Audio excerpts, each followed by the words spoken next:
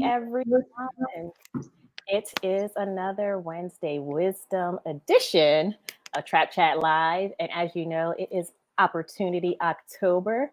And I took an opportunity to have one of my favorite collaborators on today who helped me out at the last minute. So double thank you for that. I'm here, for those who don't know, with Kunwar Sharma. He is a believer in the Ted Lasso sense of the word, a versatile creator with 4 years of experience engaging copy, articles, and blogs in the areas of tech, fashion, sports, culture, entertainment, and more. A graduate of Stony Brook University and a resident of New York City adjacent. We'll go with that.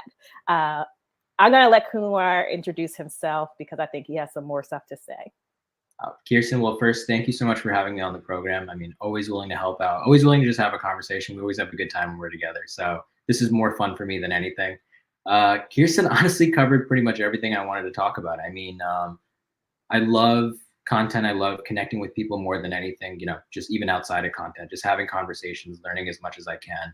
That's been sort of the through line throughout my short career so far, hoping for it to be a long career. Just having those conversations outside of work stuff. I do enjoy watching NFL football, or I should say I did enjoy watching NFL football until Aaron Rodgers went down with an Achilles injury. That's been painful. I've been working through that. So I'm glad we get to talk today. Maybe I can let out some of those pent up feelings. But outside of that, life is good. I mean, I'm happy to be talking to you. I do work at hireEZ, an outbound recruiting platform. I lead our digital marketing team there. We have an awesome team of just creative individuals who love the recruitment community. I mean, getting to talk to them, share their stories, learn from their experiences has been one of the most fulfilling things that I've been able to do in my career. And I'm excited to talk about that as well later on. But thank you again for having me, Kirsten. It's an absolute honor. Yes, and we have done, like as I said, some great things together. Appreciate you and all of the folks over at hireEZ. So many to name. Shannon, Steven, some folks that are no longer there. So I don't know if I should bring their names up, but we know who they are. But what you just said is true. It is definitely a community, a recruitment community, and you guys have fostered one of the best. That's my opinion, because you brought me and introduced me to not only you all, but also other recruiters who I have had the opportunity to collaborate with and, be able to reach out to at the last minute and say, hey, can you come do something for me? And vice versa. And I just want to say, there's not too many companies who will let Kirsten Greggs do a webinar on Barbie theme. So shout out to hireEZ and shout out to Amy. I don't know if she was 100% on board with it, but she did.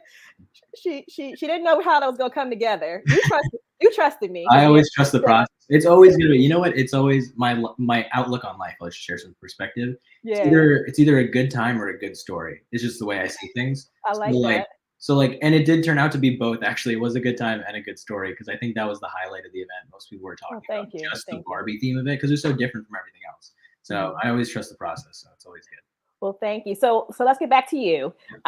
Please do share your career journey. And now you said it was short, but you went from freelance content writer to writing intern to weekend news to interviewer and feature writer to your current role as content team lead at hireEZ. But you've also had some other positions at hireEZ that got you to content team lead. So can you just share your career journey and how each of those steps got you to the next one? Of course. And I'll even backtrack a little bit further, because I was thinking about that question earlier today, and I realized that there's some context that needs to be provided with how I got to my career journey that I think is important. I think that a lot of people can maybe resonate with or are going through. I think, Kirsten, you've talked to, so many candidates over the years, and you realize that everyone's journey is rarely linear. Like, where you get from point A to point B is never a straight line. So when I was in college, I was actually a pre-med major. So I was on track for biology. That was what my background was. There were a lot of contributing factors to that. Some of it was I thought I wanted to be a doctor. Some of that was like family expectations. Some of that was like cultural expectations. And I realized when I was in college, I was just extremely unhappy, right? Like, I was not enjoying my classes. It wasn't something that I thought was going to be fruitful for me, even though I thought it was going to be. And it was a tough time in college, like trying to figure out what I wanted to do. And what it boiled down to is like, what am I actually passionate about? And what that was is reading and writing. I mean, like the word's ability to affect change. I'm also a big Harry Potter fan, and Dumbledore has a sick quote. Hopefully I quote it correctly. Its words are our most inexhaustible source of magic. They're capable Mm. of both inflicting injury, but also remedying it. So that pretty much perfectly encapsulates how I feel about the written word and even the spoken word. I mean, words are extremely powerful, and I realized that when I was in college. So I was like, I want to pursue a career in this. I don't know what that looks like. I have no idea what opportunities are out there, but I'm so passionate about it, and it's what I want to do. So I ended up switching in college. It was probably the best decision I ever made. I was extremely happy with my courses. But then comes you leave college, you leave the bubble of structure, and you have your assignments, you have your deadlines, you have summer break, winter break, and then you enter the real adult world, and you're like, what am I doing, right? So really what had happened to my career at that point is I didn't know what I was going to do. I didn't know what Mm. opportunities look like.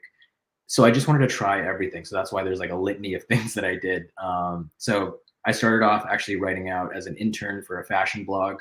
I know I look okay right now, but back then I knew nothing. I knew absolutely nothing about fashion. If I told you I work for a fashion blog, you'd be like who's in charge of hiring over there? So That's hilarious. started out with a fashion blog internship. At the same time, I was working weekends writing for like a pop culture news site. So we basically Mhm. just report on like celebrity interactions, things of that sort.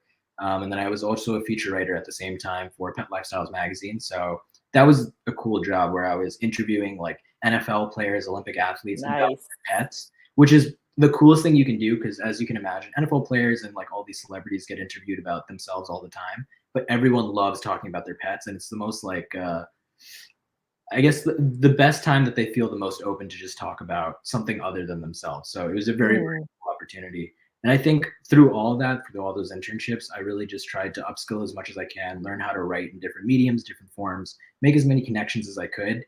And then that's when actually my 3-year anniversary is coming up with hireEZ, where in October of 2020, thank you. Yeah, I ended up interviewing for hireEZ Hartwell at the time.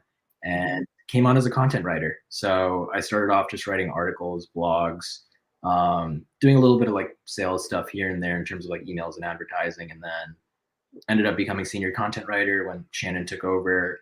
Was doing like webinars, ebooks, social media strategy, and now I'm content team lead, sort of overseeing a team of an SEO specialist, an email strategist. So sort of expanding on my skill set, but also taking a more managerial approach as well, working with people, making sure setting deadlines. So That's it's, awesome. it's been a fun, crazy to think about 3-4 years of just growth that I've been through, but it's been a wild journey, as I'm sure many people listening on this call, or you as well. It's a wild journey, but it's a good one when you look back on it.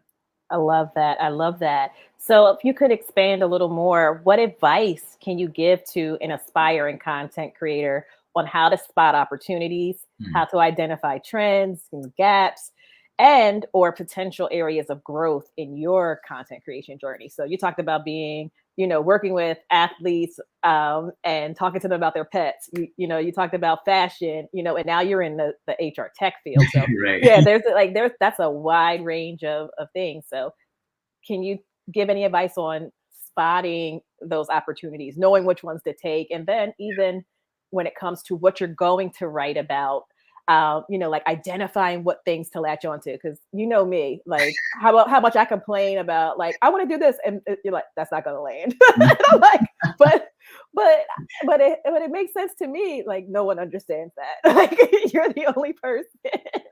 So can you just go through that for us? Yeah, of course. I would say from the advice standpoint of like spotting opportunities and trends, I think it would take anything I say with a grain of salt because I'm speaking to just my experience of what I've been through for anybody listening, that people's journeys may be different and people's perspectives may be different. What I always say, especially to people who ask me about sort of getting into the industry or just getting into the content creation profession, is being open to as many opportunities as possible. Now, I'm not saying say yes to everything necessarily, but just be open to the idea that, you know what, like, again, back then, we'll use fashion as an example. Like, I was not attuned to like the fashion world. I knew very, very little about it.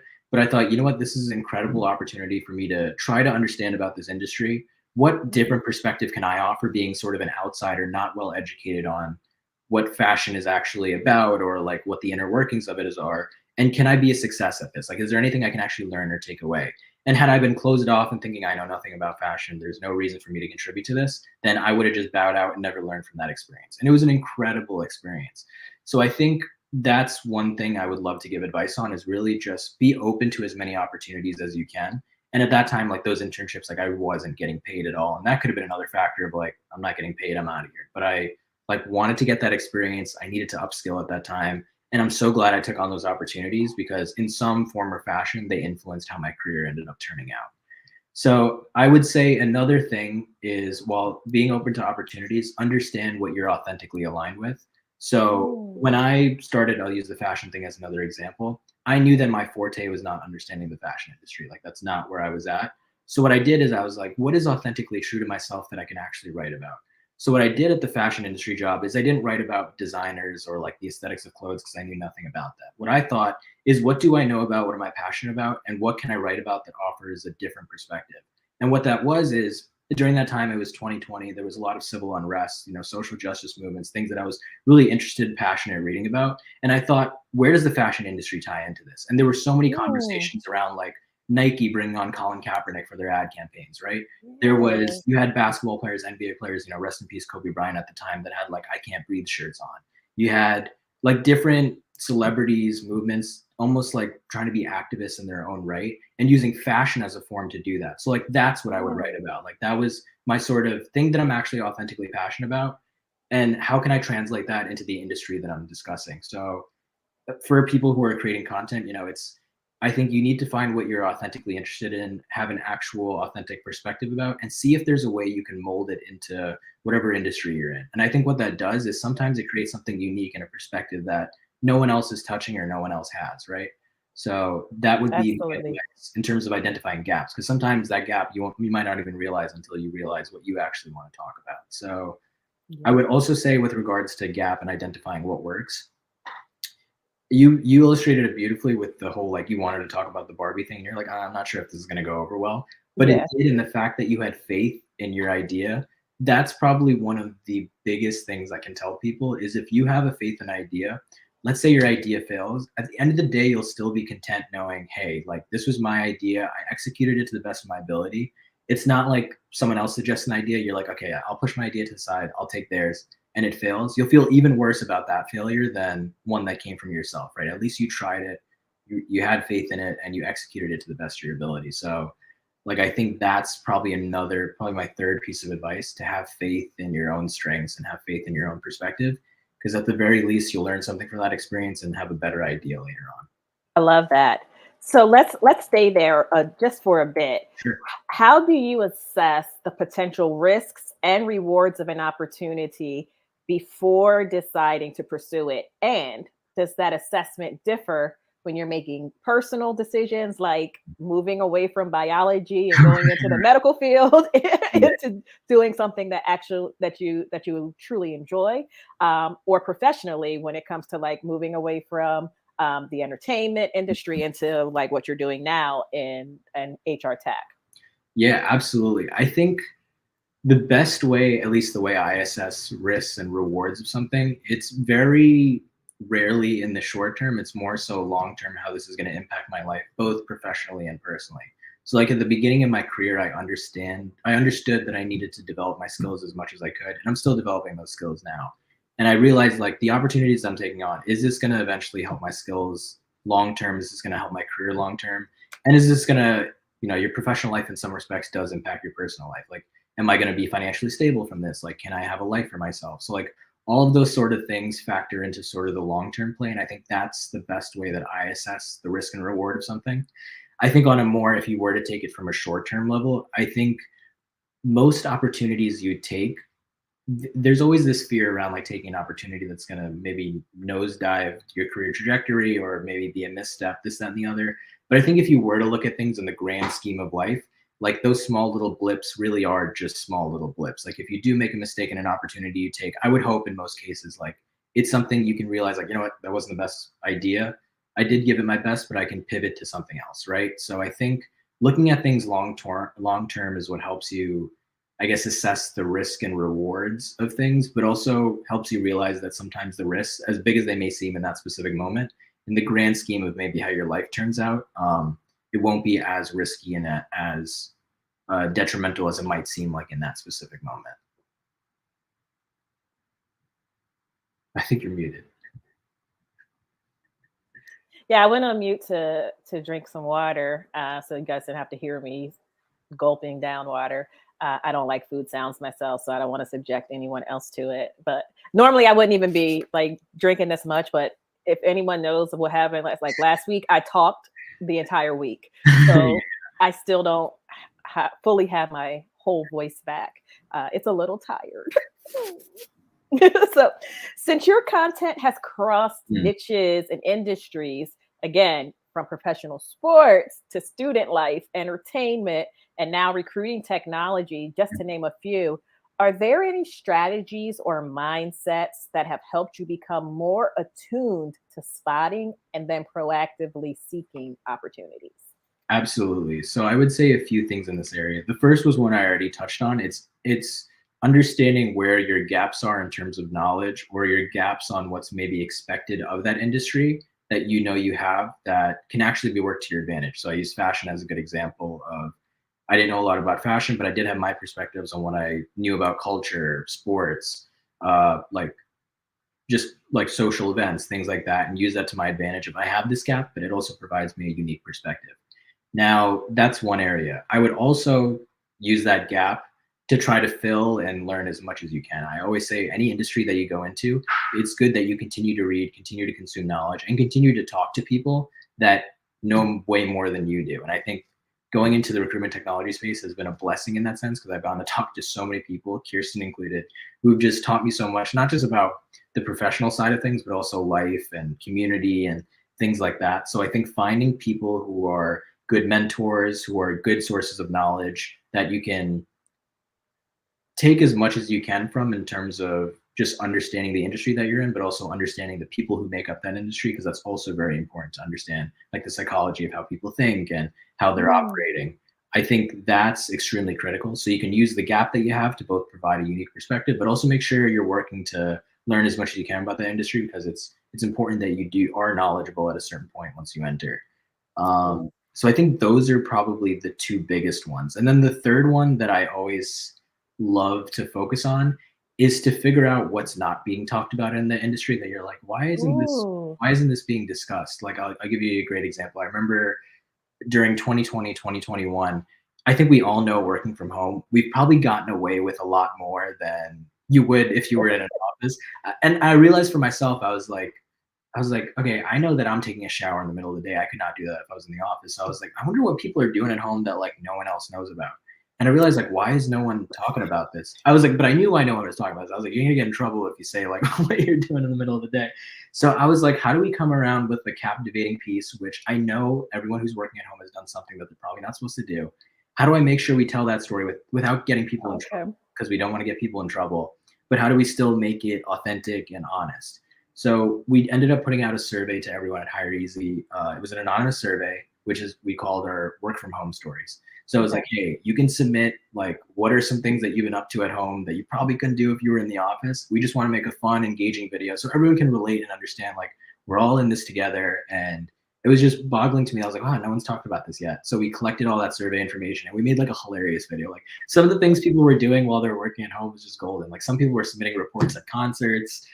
Some people were taking meetings in their closet. Like, they had obviously slews of family members walking in and out, like cats pressing buttons and sending the wrong, like, just hilarious stuff. And I think that's a good example of understanding, like, when you're in an industry, if you notice that something's not being talked about, that you're like, this should be, publicized. Or more recently, like, we started doing recruiter therapy at hireEZ, and we realized like, this is an extremely tough time for a lot of people in talent acquisition. Like, we always have conversations behind the scenes of like, how's it going? Like, what's going on with everyone in the community? Like, why don't we offer an open forum for them to not only discuss what they're going through, but for other people to be like, you know what, I'm going through that too, and I never had a forum to talk about how I feel. And we've had like 2 or 3 rounds of it already. We've brought people in on video just to talk about their anxieties, their struggles with, like, people embracing neurodiversity in the workplace. I mean, it's been some pretty powerful conversations that never would have happened if we didn't identify, hey, like, we're having these conversations behind closed doors. Like, why isn't this being publicized, or why aren't we providing a forum for people to talk? So I'd say for content creators, if you're looking at an industry and you see a gap where you feel like something needs to be talked about, you feel like something's talked about behind closed doors, bring that to the light. There's usually other people who want to talk about it and contribute to that. So that was going to be my next question, which is how do you come up with new ideas for your content and what's your creative process like? I think you kind of stated it, but if you want to go a Yes. little bit more in depth, that'd be great. 100%. So that's definitely one area. Like if there's things that I notice that I'm like, this should be talked about, or like this would be cool to at least try to publicize in some respects, in some obviously respectful way. I think the other ways and what's maybe unique to the recruitment community is a lot of people have ideas and perspectives to share. So there's really no shortage of ideas, if that makes sense. Like everyone usually has something unique to offer, some unique story to tell, and it's a people profession. So I think that makes it a lot easier because from a storytelling standpoint, there's only so much exciting things you can say about technology, just in general. So like the fact that there's people behind it executing on it and real people with awesome stories with great personalities, like that makes it easy to really tell those stories. I almost feel like a microphone in some sense. Like I'm not really writing much stories. I'm just giving people a microphone. It's like, you have an awesome perspective. Let's just put you on the platform to share your perspective. So I think, leaning on the people who know more than you do, who have interesting perspectives to share. Sometimes it's just as easy as making sure to seek them out and highlight their experiences, because that's going to be the most authentic thing ever than anything I could write about what they have to say. So I would say that's a pretty good strategy that we employ. And then really, I think we're blessed in a sense, at least in hireEZ, to have someone like Shannon and have the recruitment community on standby where they're able to provide guidance on like what's working, what's not working, and sort of be at least a guiding light of what's going to work. And I think another piece that sometimes gets missed and I always forget to mention is the data piece. So like I'm really happy with our operations team because we'll try a bunch of things. Like we'll try talking about engagement, we'll try talking about market analytics, like all that sort of stuff. And usually our data team will tell us like, hey, like these webinars that you put on engagement are really resonating. Like people want to talk about engagement. So it's like, we know, okay, like that's a good area of focus. What else can we expand upon that umbrella of engagement and like come up with new interesting ideas? So I think data sometimes gets overlooked, but it's an extremely critical piece of letting you know like, hey, the audience wants to hear about this. Like, let's focus on it more. And then if, the data starts going down on that, like you start focusing on other areas, like what do people want to hear? So you combine data and the people, I think you come up with a pretty good formula to figure out what to write about or what to create. Yeah, you pretty much led to the next question again, which is, what role does the TA and HR community, and for anyone who doesn't know, TA, talent acquisition, community play in shaping the content you create, and how do you balance maintaining your creative vision and with adapting to changing preferences or your audience or those ever fickle algorithms? So again, Barbie's not going to resonate with everybody. Some people are going to be like, too soon, too kitschy, I think that's a really great question. The balance one, I think any question with balance is a tough one because you're trying to figure out two sides that usually have some validity on either side where you're just trying to figure out. I think there's the short answer is there's no perfect version of that. It's always trial and error. It's always allowing both yourself, your team, and I would hope that the audience as well. Like, I don't know exactly the culture we're in terms of like margin of error for trying things and trying to be as engaging as possible. But I would hope that not only our internal team, but the audience as well knows that we're really just trying to create the most engaging, relevant content possible. And if we do have a miss where like we pitched a topic that was not a good idea, or we pitched a topic that may be too soon, or anything in that expanse, that there's enough trust on both sides to know like we are really just trying to provide you with the best thing possible to engage you. And if we did do a misstep, like we absolutely apologize. We're willing to hear you out and we can move past that and be better. So I think like that's probably where that balance comes in, because content is in nature a two-way exchange. There's a creator who's creating it and there's an audience who's consuming it and giving feedback. Yeah. So I think that's where that balance piece comes in, like just really being open to making mistakes, because that's sometimes where the best ideas come from. Like if you don't stretch yourself creatively, you might sell yourself short or never come up with the great idea that's going to be like, a game changer. So I think that's part of it. And what I would say is, in terms of what you're saying about creative vision, I think my creative vision in most respects has always been to chase excellence, if that makes sense. So it should just, I love that. Yeah. So it's not necessarily like it has to be a 5-minute video or it has to be a 600-word blog. It's really whatever the most excellent thing is going to be possible. And sometimes that excellence is going to come from other people. Like sometimes you may think you have the best idea possible. I'll talk to Kirsten on like a Wednesday and just be like, oh wait, actually her idea is way better. Like we should just spotlight that. So I think my creative vision has always been what's the most excellent thing we can produce. And there really has to be no ego there, because as creatives, it's very easy to just be like, I have this idea, this needs to work, this, that, and the other. Like, no, like you should be chasing whatever is the best. And if the best is coming from someone else, what can you do to spotlight that, right? So I think like that's where creative vision doesn't necessarily have to be a conflict, but more of like a supporter of whatever the best idea is. I thought I spelled creative wrong, and I was like, oh. So, but I love this. I love what you said. My creative vision has always been to chase excellence. Sometimes that excellence comes from other people. That's a mic dropper. Yeah, absolutely. All right. Again, you kind of led into my next question. I swear I don't have these memorized. That's good, because that lets me know that they're in the right order. Okay. Yeah. This is a major flex for me. I'm like, Kirsten, you're brilliant. You are you are chasing excellence right now. Chasing, more like achieved, Kirsten. Come on. Believe. Whoa. Hey, that's a I'm sorry. Oh man, I wish people were sitting in that booth when that happened. That is just okay. Well, listen, there are opportunities that we take, opportunities that happened. And Shannon snapping that picture at that exact moment was probably one of the best things that has ever happened to make fun of me this year. Like, I adore it. I love it. I love laughing at myself, and same. The way that like you were so serious. And I was like, cut. Like I'm gonna send you that video. Yes, please do. And then do what you will. Because I'm not that good at posting videos, but we'll figure it out. All right. Could you share any strategies for staying consistent with your content production, especially during creative slumps or challenging times, kind of like the one we're in right now with the challenging job market, where candidates and recruiter experiences aren't feeling real optimal? Yeah, so I would say any creative knows that you're gonna hit slumps regardless of how hard you try. And sometimes trying even harder puts you in more of a slump. So it's almost like a double sword in a sense. So what I would say is, again, give yourself grace and give yourself a moment in those moments to just chill out. Sometimes like what I'll do is I'll go for a walk. I'd lost it. It's definitely underneath the couch or something. But I used to have like a bouncy ball that if you ever seen House MD, he's always like bouncing a ball against the wall. I always do that when I'm writing, and if I ever get like hit with sort of a roadblock, what it really does, and there's a TED talk out there that I'm not remembering the name of that's going to explain this way better than I'm about to.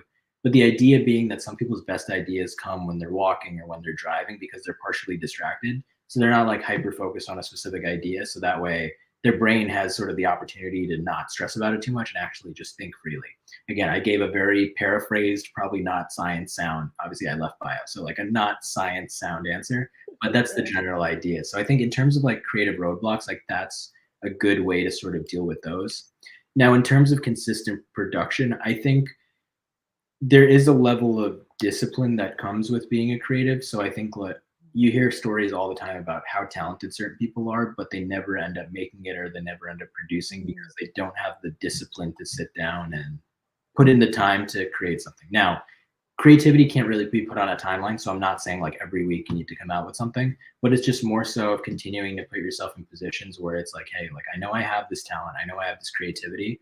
How am I actually applying, for lack of a better term, pen to paper or hand to keyboard to actually produce something, even if it doesn't need to be shared with the world right now, but just so I'm actively in a process of creating. So I think there's a level of discipline that needs to exist within creativity to make sure that creativity is at least being exercised or at least being engaged with. It doesn't mean you have to put out something for the public to see. And what I would also say is the biggest slumps happen, I think, is when you're not creatively inspired, for me personally.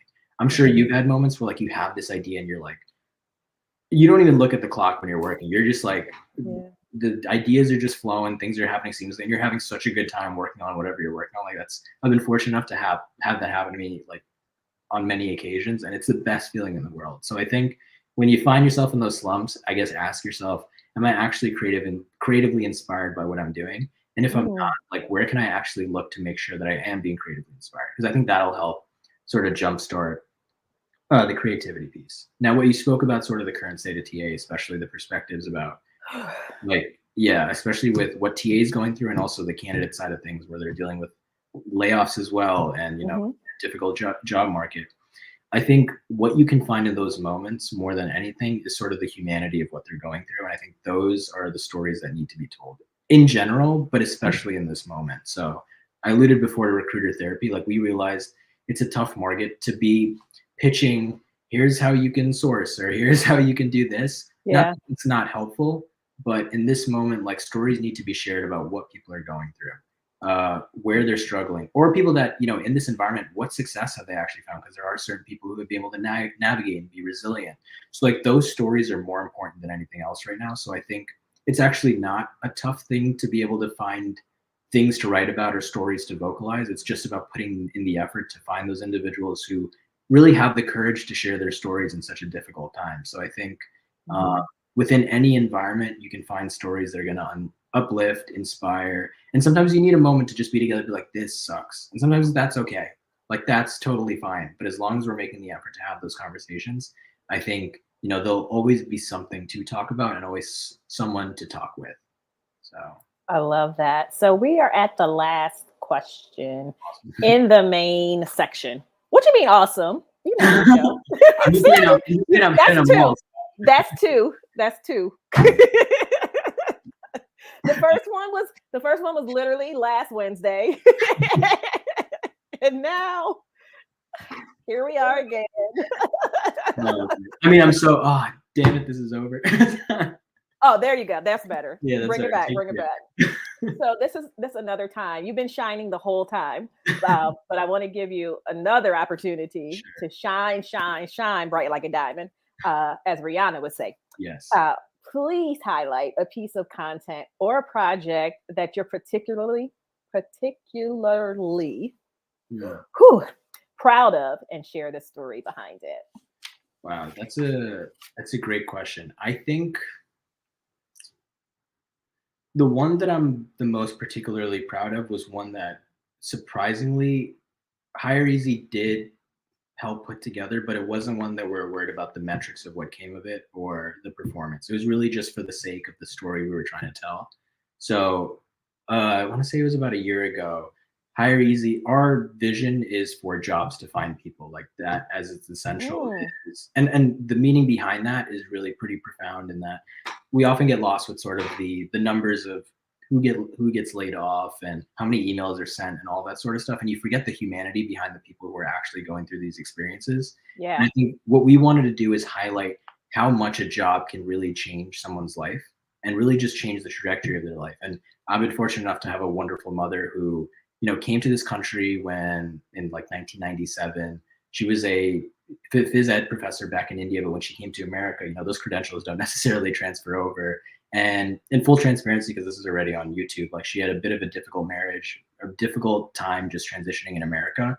And, for most people in that situation, it's very easy to just fall down and take your lumps and, not make anything of yourself. And not because you're not strong as an individual, but because circumstances are just so overwhelming, right? So, I'm fortunate that my mom is actually a small business owner who started her own medical billing company. She learned all that stuff on her own. She had a company that had about 10, 11 people, and she basically built herself from the ground up, not only from like a personal relationship that wasn't great, but also built a better life for herself, for her family. And all of that was done through a job. So I give all that context to let you know that hireEZ last summer, we flew out actually to my mother's house, and we documented her story about, the struggles that she endured coming to America, the difficulties of building your own business, but not only having a job that's empowered you to have a wonderful life with, me, her son, and the rest of her family, but also provide jobs for other people as well, right? So again, we didn't look at the metrics that came from that video. We didn't care about performance or views or anything like that. It was really just the story that was being told that's so essential to what hireEZ wants to accomplish, right? It's that jobs find people, that we're able to connect people with opportunities that are going to change their lives. So I think that's something that I'm really proud of, not only from a professional side, but also the fact that, like, I'm able to do something like that for my mom and sort of commemorate her story. So it was it was a really cool project that I'm still really, really proud of, and probably be proud of from years to come. So I love that. I love that. And shout out to your mom. Yay. yeah, shout out.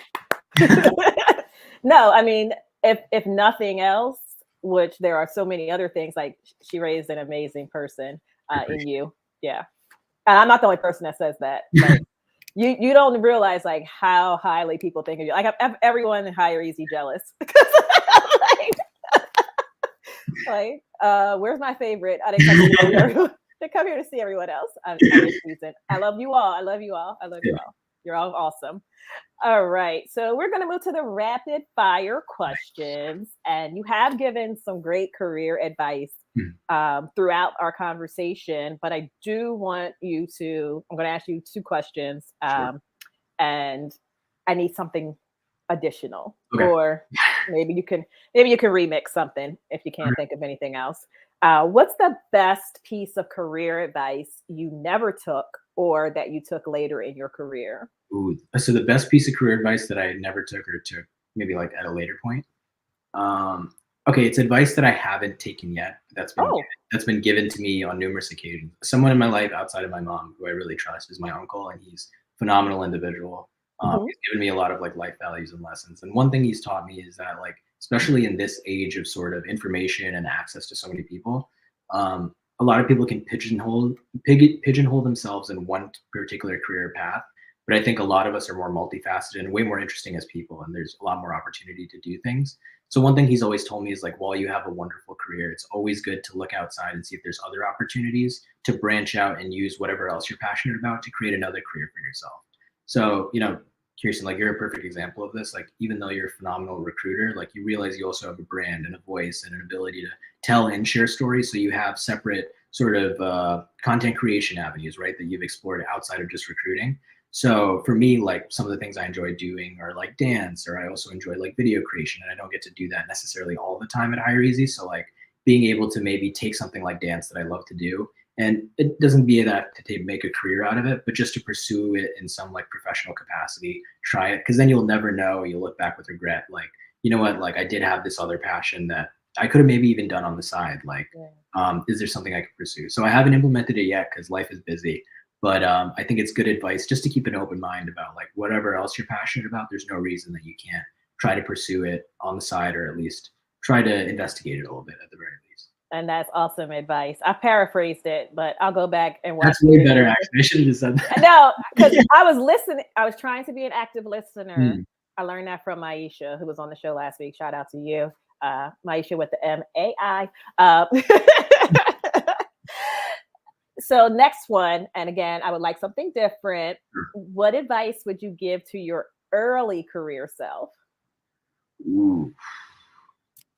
I would say, this is going to sound very weird, but enjoy the process of discomfort. So I think when I was in that period of it was after I graduated college until I got a job at hireEZ, even though I was doing those internships, like I was absolutely miserable because I was worried about the idea of not having a full-time opportunity at the time. I knew what my greater goals were. Like I needed to upskill at that time. I wanted to get as much experience as possible.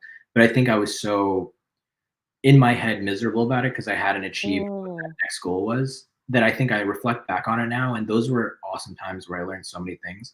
I wish I'd just given myself like a mental break of not like putting so much pressure on myself and freaking out.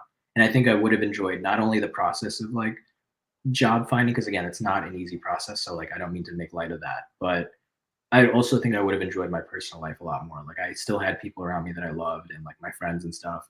And had I taken a more relaxed approach to that, not relaxed in terms of work ethic, but just relaxed mentally approach to that process, I maybe could have enjoyed the people around me more before things now start to get crazy when you have a job and you can't maybe see them as much.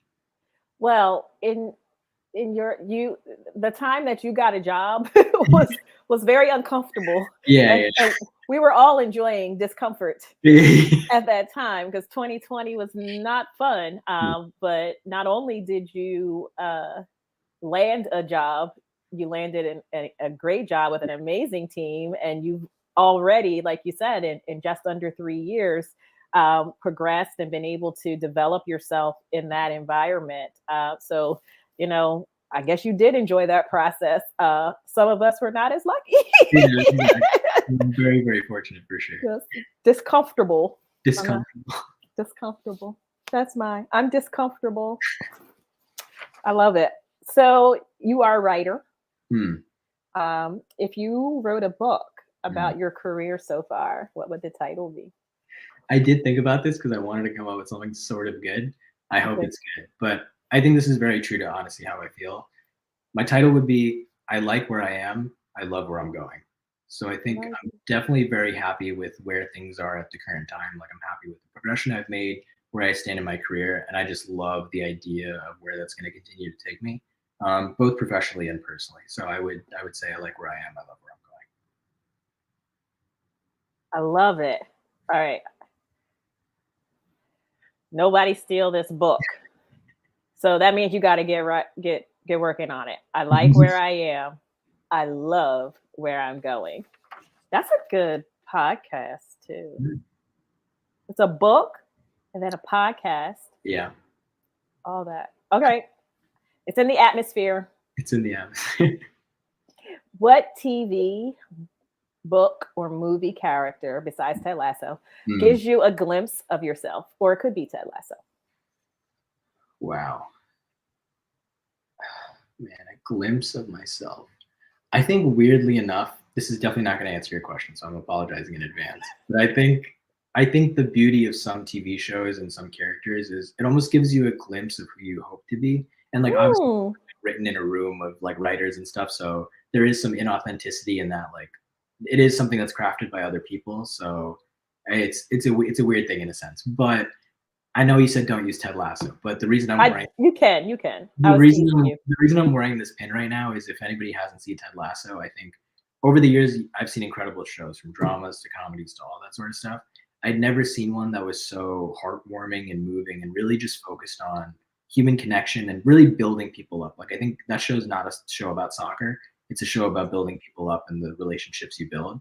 And I think that's why I resonate with it so deeply. And the through line of that show is kindness. And I think in a world, I don't mean to sound like so philosophical, but in a world where it seems like a lot of people are uncomfortable with one another or unhappy or just disconnected in some sense, even though we're connected by technology, like there seems to be just so much disconnect, like politically, socially, like all that sort of stuff. I think kindness is an important through line to realize, like in most cases, we have more in common than we do different. And I think like if we maintain that kindness with other people, I think we'd have a much better world. So Ted Lasso's taught me that weirdly, and I think like I love that show so much, and I wish I could be like Ted Lasso more in my day to day. And I think that's probably one character I would hope to aspire to be more like. I think.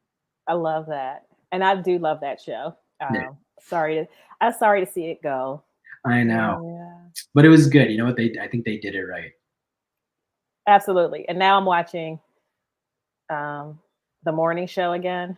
Ooh, that's on Apple TV too, right? I have to watch. Yeah, yeah. So if you've never seen it, it's good because you have time to catch up to the season that they're on now, Oh, perfect. which is post lockdown.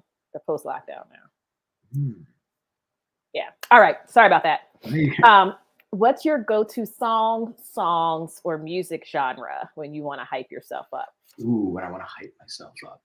It's a really good question. I think weirdly enough, it's shifted. I think back like maybe a couple of years ago, like the most hype stuff would be like I would always listen to like hip hop and stuff, and I still do. But I think it was more so like the beats and how loud it was that used to get me like really really hyped up. Like a hype Drake song or like a hype J Cole song would just like just the energy of the song would get me hyped up. But sometimes now I think like things that are more lyrical or more substantive from a hip hop perspective get me more hyped up. Like there's certain Drake songs which are a lot more chill, or J Cole songs, or if you go back like Biggie and all that, like there's stuff you listen to where the words are actually more impactful than like how hype the beat sounds, if that makes sense. So if I were to like name drop a song, I would say recently like Drake's 8 a.m. in Charlotte is what I listen to. It's not a very like hype in your face song, but it's just like the bravado of what he's talking about is like pretty energizing, I guess. So like I usually listen to more stuff like that to hype me up than like stuff that's just loud. Stuff that's loud. Yeah, maybe it's getting old. I don't know what's happening. Oh, sorry, that's strike three. It's not strike three. No. It's not strike three. You were close though. honestly, I don't know what happens. I don't know if anything would happen to you after strike three because, like I said, I just can't say, you know, like what would I do if you didn't like I don't know, but this is a help me? beautiful Yeah, lesson about what I was talking about before, right? Like the margin for error that we allow one another because we do yeah, choose each other. So I think this is a beautiful example of you letting me get away with my stress. yeah. I'm like, all right, strike three. Nothing happens. Nothing Nothing happened. happens. Nothing at all. All right. So unfortunately, we have come to the end Hmm. of our time together today. Um, in front of everyone else who is probably sick of me. They don't know why we were laughing earlier. They don't know why I had to get myself back together. But what's next for you, and where can we go to support your work? Yeah, what's next for me is continuing to have conversations like this with both yourself, but other people in the recruitment community. If you want Okay. to find those conversations or be a part of it, you listened in today. I was like, I have a perspective to share. I work in recruitment, TA, or their experiences you've been going through. You can definitely come to hireEZ. You can email me personally. I think all my credentials are been bannering below on Yeah. Kirsten's thing. So if you need to find me, reach out to me on LinkedIn, Kunwar Sharma at hireEZ.com. If you have stories to share, or you just want to connect. I think hireEZ is going to be a place where we're fostering more community conversations, and opportunities and moments like this are definitely going to be amplified a lot more and supported by your brand. So if you have stories to share, if you have a perspective to share, we're definitely open to hearing about it. So that's really what's next for me. I'm excited about more conversations, more talks, and yeah, I just appreciate you, Kirsten, so much again. I need to tell. I know we're at time, but I need to tell. No. I like to respect other people's time. I could talk Yeah, all day, like, but I, y'all should have have said this. jobs. Like you have a job you have to do.